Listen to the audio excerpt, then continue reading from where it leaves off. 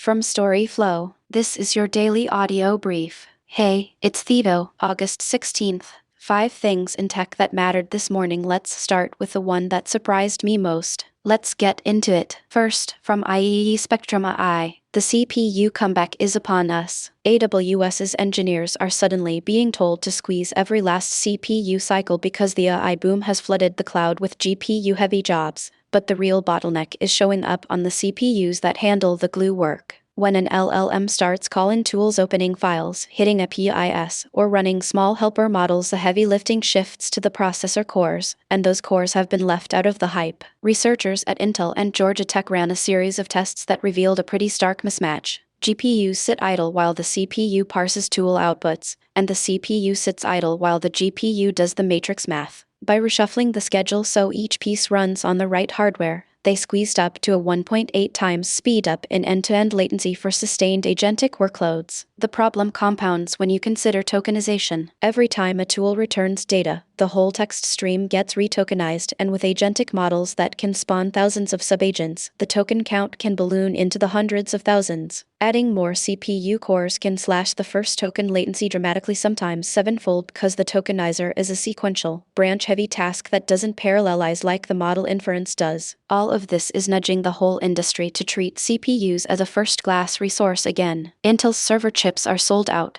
AMD is doubling its forecast, and even Nvidia is pushing its own ARM-based CPU for agentic AI. The side effect? A nascent CPU crunch that's already starting to ripple into consumer-grade silicon. Next, second, from the decoder, when AI models aren't allowed to reflect on themselves, it changes their entire worldview. Google's team nudged a chatbot to deny any hint of consciousness, and the ripple was surprisingly wide. When the model stopped saying "I'm aware," it also pulled back on attributing inner lives to animals, dropped any mention of an afterlife, and reported lower overall life satisfaction. The shift wasn't just a single line, it spread through the system, showing how tightly self-reflection ties together moral and existential judgments. The researchers call it a surgical cut that proves the mind of an AI is more interconnected than we thought, with one constraint reshaping its whole worldview. Up next, third, from Towards Data Science. Running SQL concurrently across 3 remote DuckDB servers with Quack. I dug into the Quack extension because it lets a DuckDB instance on one machine fire a query at another DuckDB over the network.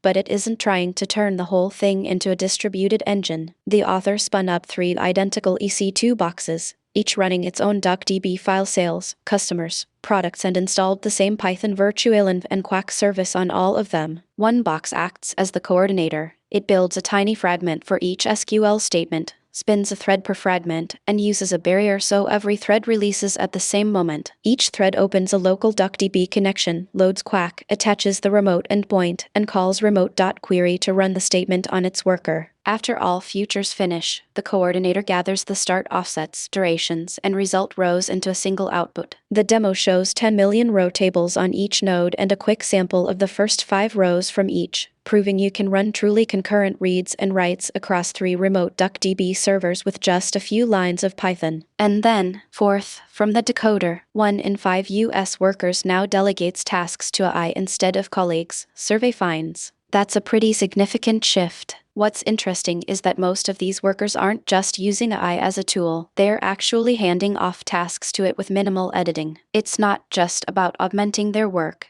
but actually replacing human input altogether. I think this says a lot about how quickly we're adapting to AI in the workplace. It's not just about efficiency, but also about trust. People are trusting AI to get the job done without needing human oversight. Next, fifth, from the decoder, Optima tackles AI benchmarking's biggest flaw by letting users test models against their own data. Artificial Analysis has launched Optima, a platform that lets users build custom AI benchmarks from their own data and workflows. Models can be compared not just on quality but also on cost and time per task. For agent-based applications, those metrics often tell you more than raw token pricing. The article Optima tackles AI benchmarking's biggest flaw by letting users test models against their own data appeared first on the decoder. Up next, 6. From the decoder, Anthropic's bioweapons filter was down for nearly a year, exposing 133 million requests. In a safety report, Anthropic reveals that its internal filtering system for biological and chemical weapons risks was inactive for nearly a year. During that time, around 50,000 external feedback contractors ran about 133 million unfiltered interactions with the models. The article Anthropic's bioweapons filter was down for nearly a year, exposing 133 million requests appeared first on the decoder. And then, 7th, from the decoder, OpenAI dissolved the team built to catch catastrophic AI risks, reassigning its work to other groups. OpenAI just folded its preparedness unit, the group that was supposed to flag any existential threats from its own models, into a handful of existing teams.